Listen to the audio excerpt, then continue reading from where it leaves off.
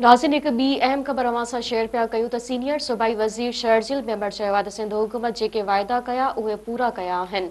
सूबाई हुकूमत जेके मेगा प्रोजेक्ट शुरू कया आहिनि उन्हनि सां अवाम खे रोज़गार जा मौक़ा फराहम थींदा।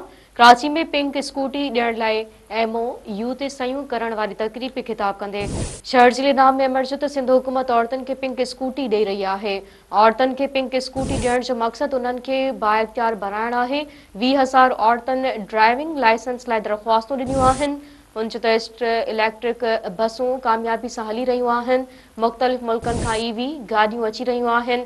EV गाॾियूं आणणु असांजी तरजीह आहे।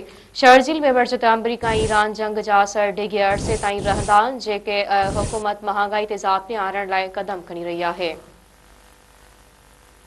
अहम ख़बर नाज़रीन अवां खे ॾियूं पिया सीनियर सूबाई वज़ीर शहरजील इनाम मेंबर चयो आहे त सिंध हुकूमत जेके वाइदा कया उहे पूरा कया आहिनि। सूबाई हुकूमत जेके मेगा प्रोजेक्ट शुरू कया आहिनि उन्हनि सां अवाम खे रोज़गार जा मौक़ा फराहम थींदा।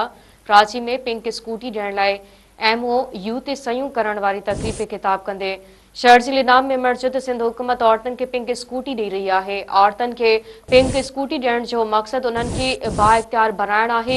20,000 औरतुनि ड्राइविंग लाइसेंस लाइ दरख़्वास्तूं ॾिनियूं आहिनि।